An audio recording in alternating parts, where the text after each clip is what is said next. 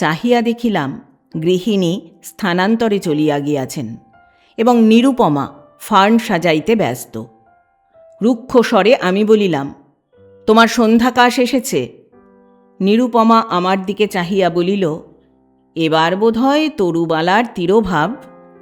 আমি বলিলাম, না, অতিশয় অভদ্রভাবে আবির্ভাব।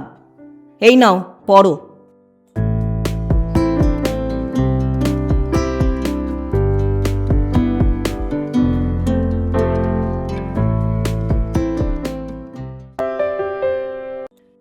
শুভেচ্ছা বন্ধুরা, একরাশ শুভেচ্ছা আর ভালোবাসা। আমি অর্পিতা, আর আপনারা শুনছেন এক ব্যাগ গপ্প ইউটিউব চ্যানেল। বন্ধুরা, শুরুতেই একটা ছোট্ট অনুরোধ। এখনও যারা এক ব্যাগ গপ্প চ্যানেলটি সাবস্ক্রাইব করেননি তাদের উদ্দেশ্যে বলি, আজই চ্যানেলটি সাবস্ক্রাইব করে সঙ্গে থাকুন, উৎসাহ পাব এগিয়ে চলার। নতুন নতুন গল্প শুনতে ও শোনাতে মনে রাখুন এক ব্যাগ গপ্প ইউটিউব চ্যানেল। আজ পড়ব শ্রদ্ধেয় লেখক উপেন্দ্রনাথ গঙ্গোপাধ্যায় রচিত একটি ছোট গল্প, সমালোচক। গল্প পাঠ করছি আমি অর্পিতা। শুরু করছি সমালোচক।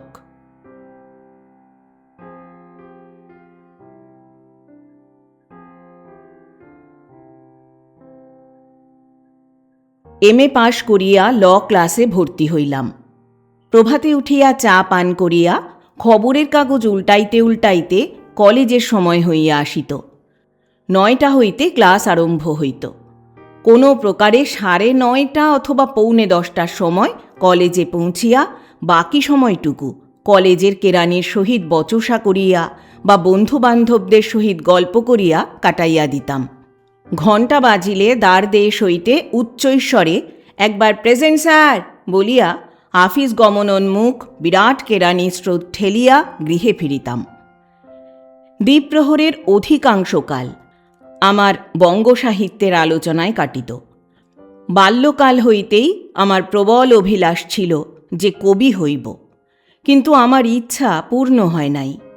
ভাগ্য ফেরে কেমন করিয়া তাহা ঠিক বুঝিতে পারি না, ক্রমশ কবি না হইয়া অলক্ষ্যে কবির শত্রু ও সমালোচক হইয়া পড়িলাম।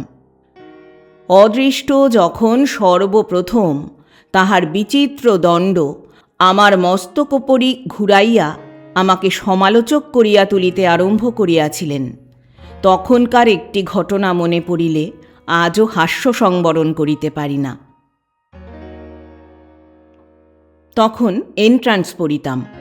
আমার জনৈক বন্ধু সুশীলচন্দ্র কবিতা লিখিত এবং আমারই দুর্ভাগ্যবশত আমাকে রসগ্রাহী স্থির করিয়া প্রত্যহ নব নব রচিত কবিতা শুনাইতে আসিত এবং আমার অভিমত জিজ্ঞাসা করিত। ভালো লাগিলেও আমি প্রকাশ করিতাম না এবং কবিতাগুলি বিবিধ প্রকারে সংশোধিত করিয়া দিতাম। কোনো স্থানে ছন্দভঙ্গ, কোনো স্থানে অর্থবিভ্রাট, কোনো স্থানে ব্যাকরণ অশুদ্ধি এবং কিচ্ছু না পাইলে শ্রুতিকটু হইয়াছে বলিতাম। ক্রমশ আমার সমালোচনায় সুশীলচন্দ্রের সন্দেহ জন্মিল। কয়েকদিন আর সে কবিতা শুনাইতে আসিল না। একদিন সন্ধ্যার পর আমি আমার পরিবার ঘরে বসিয়া আছি, এমন সময় সহসা সুশীল আসিয়া উপস্থিত। পকেট হইতে একটি কাগজ বাহির করিয়া আমার হাতে দিয়া বলিল, ভাই, অনেকদিন পরে একটা কবিতা লিখেছি, কেমন হয়েছে দেখো। আমারও অনেক দিন সমালোচনা না করিয়া সমালোচনার প্রবৃত্তি সাতিশয় প্রবল হইয়া উঠিয়াছিল। সোৎসুকভাবে তাহার হস্ত হইতে কবিতাটি লইয়া সংশোধন কার্যে ব্যস্ত হইয়া পড়িলাম। কবিতাটি অনুমান 20 ছত্রের হইবে।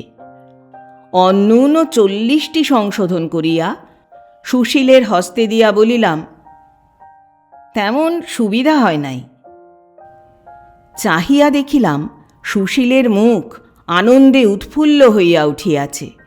সে কোনো কথা না কহিয়া পকেটের মধ্য হইতে নীরবে একখানি ক্ষুদ্র পরিচ্ছন্ন পুস্তক বাহির করিল। লক্ষ্মী ছাড়া আমাকে মজাইবার জন্য রবিবাবুর কোনো প্রসিদ্ধ কবিতা হইতে কয়েক লাইন লিখিয়া আনিয়াছিল। আমি তাহারই উপরে অবাধে কলম চালাইয়াছি। অসংলগ্ন ভাষায় কৈফিয়ত প্রদান করিবার চেষ্টায় যাহা বলিলাম তাহা নিতান্ত নির্বোধের উক্তির ন্যায় শুনিতে লাগিল। আমার বিপন্ন অবস্থা দেখিয়া সুশীলের বোধহয় দয়া হইল, সে বাড়ি চলিয়া গেল। এইখান হইতেই সমালোচকের পথ পরিত্যাগ করিলে বোধহয় মন্দ হইত না, কিন্তু ভবিতব্য কে খণ্ডন করিবে? ক্রমশ আমি রীতিমতো সমালোচক হইয়া দাঁড়াইলাম। নিয়মিতভাবে আমার সমালোচনা প্রকাশিত হইতে লাগিল। চেষ্টা করিয়াও কবি হইতে পারি নাই বলিয়াই হোক বা যে কারণেই হোক, কবি ও কবিতার প্রতি আমার কিঞ্চিৎ খর দৃষ্টি আছে। আক্রোশ বলিলেও বোধহয় নিতান্ত অত্যুক্তি করা হইবে না। আমি জানি আমার নির্মম সমালোচনার তাড়নায় কয়েকটি শিশু কবি শান্ত ছেলের মতো বিষয়ান্তরে মনোনিবেশ করিয়াছে, কিন্তু সম্প্রতি একটি নূতন কবিকে লইয়া আমি কিছু অতিরিক্ত মাত্রায় ব্যস্ত হইয়া পড়িয়াছি। বিগত মাস 6 হইতে সন্ধ্যাকাশ নামক মাসিক পত্রে মাঝে মাঝে শ্রীমতী তরুবালা দেবী স্বাক্ষরিত কোনো মহিলার কবিতাবলী প্রকাশিত হইতেছে। কবিতাগুলি সাধারণত মাসিক পত্রে প্রকাশিত কবিতার ন্যায় বিশেষত্বহীন, ছন্দবদ্ধ, কোমল বাক্য সমষ্টি। অন্তত আমার তাহাই ধারণা। 4-5টি কবিতা প্রকাশিত হইবার পর অবসর চিন্তা পত্রিকায় আমি কবিতাগুলির কিঞ্চিৎ তীব্র সমালোচনা করিলাম। যথা, একসময় অবশ্য ছিল যখন মহিলা মাত্রেরই রচনা অতিরিক্ত এবং অনেক সময় অযথা প্রশংসা লাভ করিত, কিন্তু সেই সময়ের পরিবর্তন ঘটিয়াছে। বর্তমানকালে বঙ্গভাষায় সুলেখিকার সংখ্যা অল্প নহে এবং সাধারণ লেখিকা প্রচুর। এরূপ অবস্থায় বর্তমান লেখিকাকে আমরা অকারণ উৎসাহ দিতে ইচ্ছা করি না। জীবনের মধ্যে কবিতা রচনাই চরম সফলতা নহে, আরও বহুবিধ কর্তব্য আছে যাহা পালন করিয়া আমরা জীবন সার্থক করিতে পারি, ইত্যাদি ইত্যাদি ইত্যাদি। কিন্তু বিস্ময়ের সহিত দেখিলাম, কিছুমাত্র নিরুৎসাহিত না হইয়া শ্রীমতী তরুবালা সন্ধ্যাকাশের পরবর্তী সংখ্যায় আরও 2-3টি কবিতা প্রকাশিত করিয়াছেন। তন্মধ্যে একটি কবিতা কিছু বিদ্রূপাত্মক এবং কিঞ্চিৎ প্রণিধানপূর্বক বিবেচনা করিলে মনে হয় সে বিদ্রূপ যেন আমারই প্রতি বর্ষিত হইয়াছে, কিন্তু এমন চতুরতার সহিত প্রচ্ছন্ন যে সহজে কাহারও তাহা বোধগম্য হইবার নহে। তীব্রতর সমালোচনা করিলাম, বহু প্রকারে তিরস্কার ও নিন্দা করিয়া পরিশেষে লিখিলাম, ভগবান কাহাকেও কাব্য রচনা করিবার শক্তি প্রদান করিয়াছেন, কাহাকেও কাব্য উপভোগ করিবার প্রবৃত্তি দিয়াছেন। সকলকে কাব্য রচনা করিবার ক্ষমতা কেন দেন নাই সে রহস্য শুধু তিনিই জানেন, কিন্তু যাহাকে শক্তি দেন নাই তাহাকে লালসা কেন দিয়াছেন তাহা আরও রহস্যপূর্ণ। সমালোচনা সমাপ্ত হইলে চাহিয়া দেখিলাম রাত্রি 12টা বাজিয়া গিয়াছে। সুইচ টিপিয়া দিয়া শয্যায় শয়ন করিলাম। শুইয়া কেবলই সমালোচনার কথা মনে হইতে লাগিল। ভাবিয়া দেখিলাম, প্রকৃতপক্ষে তরুবালার কবিতার নিরপেক্ষ সমালোচনা করি নাই, দোষটুকু দেখাইবার পক্ষে কোনো ত্রুটি করি নাই, কিন্তু যাহা প্রশংসার যোগ্য তদ্বিষয়ে সম্পূর্ণ মৌন থাকিয়াছি। দ্বীপহীন কক্ষের ঘন অন্ধকারের মধ্যে কাল্পনিক তরুবালার কাতর মুখমণ্ডল আমার চক্ষের সম্মুখে যেন প্রস্ফুটিত হইয়া উঠিল। অন্ধকারে স্নিগ্ধ হইয়াই হোক বা যে কারণেই হোক, মমতায় মন পরিপূর্ণ হইয়া উঠিল। অজ্ঞাত কুঞ্জবনের মধ্যে প্রচ্ছন্ন পুষ্প তাহার যতটুকু সাধ্য সুগন্ধ প্রেরণ করিতেছে, আমি কেন অকারণে তাহাকে ছিন্ন করিবার জন্য ব্যস্ত হই? স্থির করিলাম, সমালোচনা পরিবর্তিত না করিয়া পাঠাইব না। প্রভাতে উঠিয়া দেখিলাম ঘর আলোকে উজ্জ্বল হইয়া গিয়াছে। রাত্রে অন্ধকারের নিবিড়তায় যাহা স্থির করিয়াছিলাম, দিনের আলোকে তাহা অতি সহজে লুপ্ত হইয়া গেল। সমালোচনা একটা কভারে মুড়িয়া অবসর চিন্তা সম্পাদকের নামে পাঠাইয়া দিয়া মিস্টার মুখার্জির গৃহে চা পান করিবার জন্য বাহির হইলাম। মিস্টার মুখার্জি ব্যারিস্টার এবং আমাদের ল প্রফেসর। তাহার পুত্র সুবোধ শৈশবকাল হইতে আমার বন্ধু। সেদিন রবিবার। প্রতি রবিবার আমি নিয়মিতভাবে মিস্টার মুখার্জির গৃহে চা পান করিবার জন্য উপস্থিত হইতাম। মিস্টার মুখার্জির পুত্র ইংল্যান্ডে সিভিল সার্ভিস পরীক্ষার জন্য প্রস্তুত হইতেছে এবং তাহার রুগ্না পত্নী স্বাস্থ্যোন্নতির জন্য দার্জিলিংয়ে অবস্থান করিতেছেন। কেবলমাত্র কন্যা নিরুপমা পিতার পরিচর্যার জন্য কলিকাতায় আছেন। উপস্থিত হইয়া দেখিলাম বারান্দায় চা টেবিলের পার্শ্বে মিস্টার মুখার্জি তাহার কন্যা ও জনৈক বন্ধুসহ আমার জন্য অপেক্ষা করিতেছেন। মিস্টার মুখার্জি তাহার বন্ধুর সহিত গল্প করিতে লাগিলেন।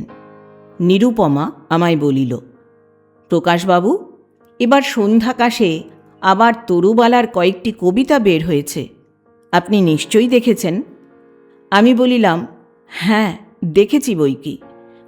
কাল রাত্রেই তার সমালোচনাও করে ফেলেছি। আজ সকালে অবসর চিন্তায় পাঠিয়ে দিয়েছি। এবার বোধহয় তরুকে মরুতে মারা পড়তে হবে।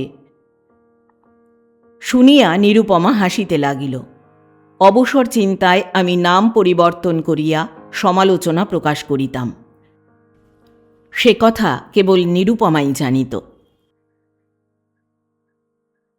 বাংলা কাব্য সম্বন্ধে নিরুপমার সহিত আমার সম্পূর্ণ মতৈক্য হইত, বিশেষত তরুবালার কবিতা সম্বন্ধে। তরুবালার কবিতা নিরুপমার আদৌ পছন্দ হইত না। বাংলা সাহিত্যে নিরুপমার বিশেষ অধিকার জন্মিয়াছিল, কারণ মিস্টার মুখার্জি ইংরাজি শিক্ষার প্রতি তত দৃষ্টি না দিয়া সংস্কৃত ও বাংলা সাহিত্যে নিরুপমাকে বিশেষভাবে শিক্ষাদান করিয়াছিলেন।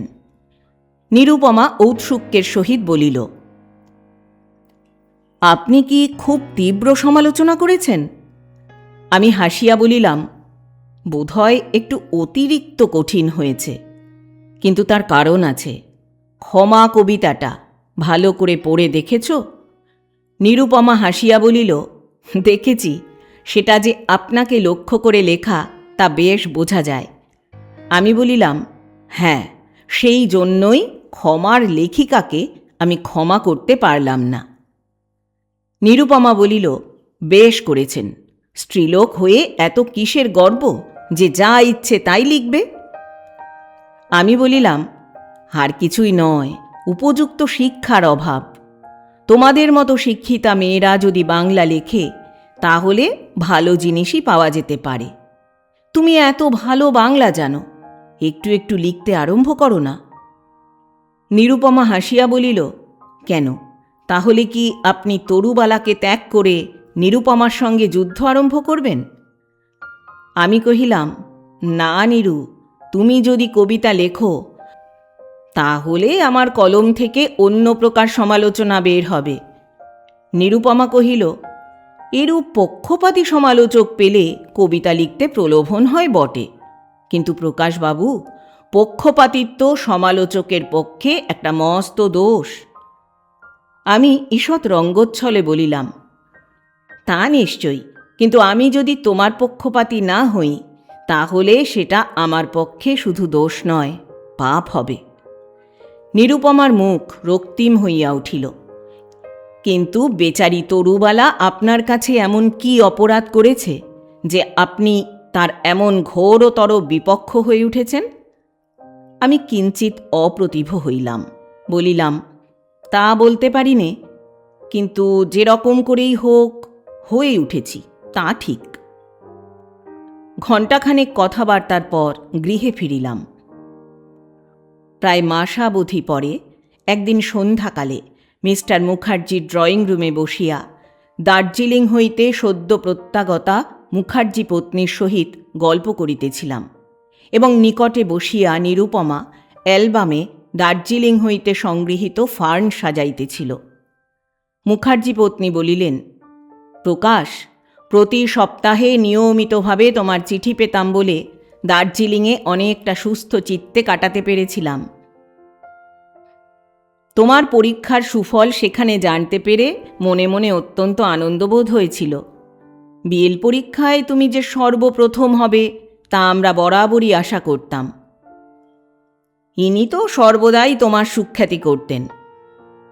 বলতেন ক্লাসের মধ্যে তুমি নাকি সর্বোৎকৃষ্ট ছাত্র। একজন ভৃত্য আসিয়া টেবিলের উপর একটা কাগজ রাখিয়া গেল। দেখিলাম সন্ধ্যাকাশ। খুলিয়া দেখিলাম তরু স্বাক্ষরিত লেখিকার সমালোচক নামে একটি ব্যঙ্গ কবিতা প্রকাশিত হইয়াছে। বলা বাহুল্য, আমাকেই আক্রমণ করা হইয়াছে। কবিতার মর্ম এইরূপ: কোনো এক চিত্রকর একটি সুন্দরী রমণীর চিত্র অঙ্কিত করিয়াছিলেন। চিত্রটি অতি সুন্দর হইয়াছিল, কিন্তু এক মূর্খ সমালোচক সেটিকে উল্টা করিয়া ধরিয়া বলিয়াছিল, ইহাতে বর্ণের সঙ্গতি আছে, তুলিকার চাতুর্য আছে, কিন্তু ভাবের অত্যন্ত বিপর্যয় ঘটিয়াছে। কারণ এই চিত্রটিতে সুন্দরীর পদদ্বয় ঊর্ধ্বদিকে এবং মস্তক নিম্নদিকে অঙ্কিত হইয়াছে। তাহাতে চিত্রটি সর্বতোভাবে অস্বাভাবিক হইয়াছে। কবিতা পাঠ করিয়া আমার আপাদমস্তক রাগে জ্বলিয়া উঠিল। চাহিয়া দেখিলাম গৃহিণী স্থানান্তরে চলিয়া গিয়াছেন এবং নিরুপমা ফার্ন সাজাইতে ব্যস্ত। রুক্ষ স্বরে আমি বলিলাম, তোমার সন্ধ্যাকাশ এসেছে? নিরুপমা আমার দিকে চাহিয়া বলিল, এবার বোধহয় তরুবালার তিরোভাব। আমি বলিলাম, না, অতিশয় অভদ্রভাবে আবির্ভাব। এই নাও পড়ো। অত্যন্ত ব্যস্ততার সহিত আমার হাত হইতে সন্ধ্যাকাশ লইয়া নিরুপমা পড়িতে আরম্ভ করিল। পড়িয়া বলিল, অন্যায়, ভারী অন্যায়। প্রকাশবাবু, আপনি এর একটা প্রতিকার করুন। অত্যন্ত কড়া করে এর একটা উত্তর দিতে হবে। স্ত্রীলোকের এতটা অভদ্রতা অত্যন্ত অগৌরবের কথা। আমি বলিলাম, না, এই ব্যাপারটাকে আমি একেবারে লঘু করে দিতে চাই। এই জঘন্য কবিতার উত্তর দিলে নিজেকেই ছোট হতে হবে। কিন্তু আমার মনে হচ্ছে যে তরুবালা স্ত্রীলোক নয়। কোনো পুরুষ স্ত্রীলোকের নাম দিয়ে এসব লিখছে। স্ত্রীলোক এতটা নির্লজ্জ হতে পারে তা আমার মনে হয় না। অন্যমনস্কভাবে নিরুপমা বলিল, তা হবে। 4-5 দিন পরে মিস্টার মুখার্জির এক পত্র পাইলাম। পত্রে নিরুপমার সহিত আমার বিবাহের প্রস্তাব। পত্র পাঠ করিয়া বিশেষ বিস্মিত হইলাম না, কারণ আমার কতকটা ধারণা ছিল একদিন সম্ভবত এই প্রস্তাব আসিবে। কিন্তু আনন্দিত হইলাম। অমিশ্র আনন্দ কাহাকে বলে তাহা সেদিন বুঝিতে পারিয়াছিলাম। মিস্টার মুখার্জির ভৃত্যের হস্তেই উত্তর লিখিয়া পাঠাইলাম। সংক্ষেপে লিখিলাম, আপনার স্নেহসিক্ত প্রস্তাব অদ্য আমাকে গৌরবান্বিত করিয়াছে। এই বিষয়ে অধিক কথা লিখিয়া আমাকে অপ্রতিভ করিয়াছেন মাত্র। আশীর্বাদ স্বরূপ আপনার শুভ ইচ্ছা আমি ভক্তির সহিত গ্রহণ করিয়াছি। তবে আমার মনে হয় এই বিষয়ে নিরুপমার সম্মতি লওয়াও আবশ্যক। বৈকালে মিস্টার মুখার্জির পত্র পাইলাম। সন্ধ্যার সময় চা খাইবার নিমন্ত্রণ করিয়াছেন। যথাসময় উপস্থিত হইয়া দেখিলাম মিস্টার মুখার্জি পত্নীসহ বেড়াইতে গিয়াছেন। গৃহে আমার জন্য নিরুপমা অপেক্ষা করিতেছে। উদ্দেশ্য বুঝিতে বিলম্ব হইল না, কিন্তু 2-1 কথাবার্তার পর বুঝিতে পারিলাম যে নিরুপমা এই কথা এখনো জানে না। নিরুপমা বলিল, প্রকাশবাবু, চা খেয়েই পালাতে পারবেন না। বাবা বলে গেছেন তাদের ফেরা পর্যন্ত আপনাকে অপেক্ষা করতে হবে। আমি বলিলাম, তাহলে চিনির সঙ্গে একটু নুন মিশিয়ে দাও, নিমক হারামিটা আর করতে পারবো না। নিরুপমা হাসিয়া বলিল, হ্যাঁ, এমন অনেক লোক আছে যাদের বাধ্য করতে হলে শুধু মিষ্ট রসে হয় না, অন্য প্রকারে রসেরও প্রয়োজন হয়। ভৃত্য একটা ট্রে করিয়া চায়ের জল, দুগ্ধ ও চিনি আনিয়া দিল। নিরুপমা আমার জন্য চা তৈয়ারি করিতে ব্যস্ত হইল, এবং আমিও একবার ভালো করিয়া নিরুপমাকে দেখিয়া লইতে ব্যস্ত হইলাম। ভালো করিয়া অর্থাৎ নূতনভাবে, নূতন চক্ষে। মিস্টার মুখার্জির প্রস্তাব নিরুপমাকে আমার নিকট আজ নূতন করিয়া ফুটাইয়া তুলিয়াছে। জানি আজ প্রভাত হইতে আমার চক্ষে এক নব জ্যোতির সঞ্চার হইয়াছে, যাহাতে সমগ্র বিশ্ব আমার নিকট নবপ্রভায় উদ্ভাসিত মনে হইতেছে। কিন্তু নিরুপমা যে এত সুন্দরী তাহা জানিতাম না। মৃদু সঞ্চালনে নিরুপমার কর্ণলগ্ন হীরকখণ্ড পর্যন্ত নির্মল পুণ্যের ন্যায় ঝিকঝিক করিতেছিল। কি সুন্দর! হীরকের উপর নূতন করিয়া আমার শ্রদ্ধা হইল। চায়ের পেয়ালা আমার সম্মুখে রাখিয়া নিরুপমা বলিল, প্রকাশবাবু, খান, আপনি আবার গরম না হলে খেতে পারেন না। মনে মনে বলিলাম, প্রকাশবাবু এখন যে সুধা পান করছেন তার নিকট চা অত্যন্ত তুচ্ছ, এবং দ্রুত রক্ত সঞ্চালনে শরীর এত উত্তপ্ত হয়ে উঠেছে যে গরম খাবার তার পক্ষে কিছুমাত্র প্রয়োজন নেই। নিরু। কণ্ঠস্বর কিছু অস্বাভাবিকভাবে বিকৃত হইয়া গেল। নিরুপমা বিস্মিত হইয়া আমার মুখ নিরীক্ষণ করিল। কি বলছেন? কতকটা সামলাইয়া লইয়া কহিলাম, তুমি আর আমাকে আপনি বলে সম্বোধন করো না। প্রায় অবরুদ্ধ কণ্ঠে নিরুপমা বলিল, কেন?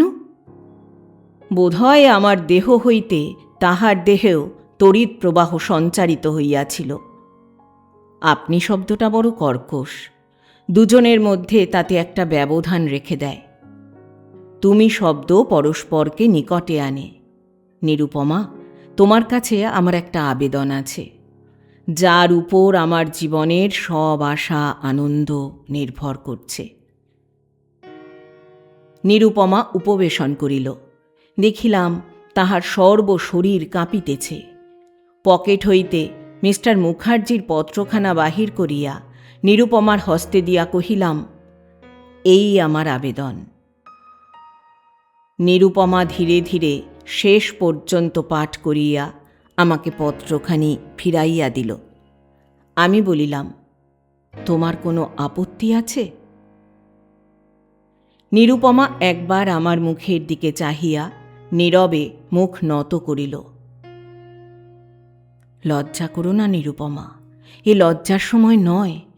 তোমার আপত্তি থাকলে তোমাকে বিয়ে করে আমি কখনোই তোমার কষ্টের কারণ হব না। আমার একটা কথা আছে। কি কথা বলো?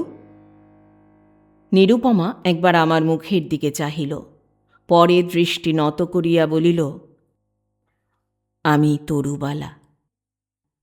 তার অর্থ? সন্ধ্যাকাশে তরুবালা নাম দিয়ে আমার কবিতাই বের হতো। হৃদয়ে একটা আঘাত অনুভব করিলাম। সুশীলের কবিতা সমালোচনার কথা মনে পড়িল। পুনরায় তদপেক্ষা গুরুতর ঘটনা। আমি বলিলাম, সমালোচক কবিতা তাহলে তুমিই লিখেছিলে? নিরুপমা দৃঢ়ভাবে বলিল, না, সেটা আমার লেখা নয়। কার লেখা তা আমি জানি নে। ক্ষমা? মুখ নত করিয়া নিরুপমা বলিল, ক্ষমা আমিই লিখেছিলাম। ভারী অন্যায় কাজ হয়েছিল, সে অনেক দিন আগেই বুঝেছি। তার জন্য আমি আপনার। বর্ষার আকাশে মেঘ ঘন হইয়া জমিয়া থাকে, একটু শীতল বায়ুর সংস্পর্শেই ঝরঝর করিয়া ঝরিয়া পড়ে। দেখিলাম নিরুপমার চক্ষুপ্রান্ত অশ্রুসিক্ত হইয়া উঠিয়াছে। মনের মধ্যে আঘাত পাইলাম। বলিলাম, নিরু, আমাকে ক্ষমা করো। সমালোচক কবিতা তোমার লেখা কিনা তা জিজ্ঞাসা করেও আমি তোমার প্রতি অন্যায় করেছি। আমি তোমার কবিতার অন্যায় সমালোচনা করিতাম। আমার মতো নিষ্ঠুর জগতে নেই। আমাকে ক্ষমা করো নীরু। এই বিবাহে যদি তোমার আপত্তি না থাকে তাহলে বুঝব যে তুমি আমাকে ক্ষমা করেছ। তোমার আপত্তি আছে কি? নিরুপমা ঘাড় নাড়িয়া জানাইল, আপত্তি নাই। তাহলে বুঝলাম তুমি আমাকে ক্ষমা করেছ। নিরুপমা মুখ তুলিয়া বলিল, আর আপনি? আমি কি? আপনি আমাকে ক্ষমা করেছেন? না, করিনি। কেন? তুমি এখনো আমাকে আপনি বলছো বলে। নিরুপমা রক্তিম হইয়া উঠিল। টুংটাং করিয়া গাড়ির বেলের শব্দ হইল। মিস্টার মুখার্জি এবং তাহার পত্নী ঘরে প্রবেশ করিলেন। গৃহিণী বলিলেন, প্রকাশ, এখনও তোমার চা পড়ে রয়েছে, খাওনি? বোধহয় ব্যাপারটা তিনি তখনই বুঝিতে পারিলেন। বলিলেন, নীরু, চা ঠান্ডা হয়ে গেছে, বদলে দাও। নিরুপমা আমার পত্নী হইয়া দ্বিগুণ উৎসাহে কবিতা লিখিতেছে, কিন্তু আমি সমালোচনা করা ছাড়িয়া দিয়াছি। নিরুপমা মাঝে মাঝে সমালোচনা লিখিবার জন্য আমাকে অনুরোধ করে। বোধহয় পরিহাস করিয়াই বলে, আমি কিন্তু শপথ করিয়াছি, আর কক্ষণও বেলতলায় যাইব না।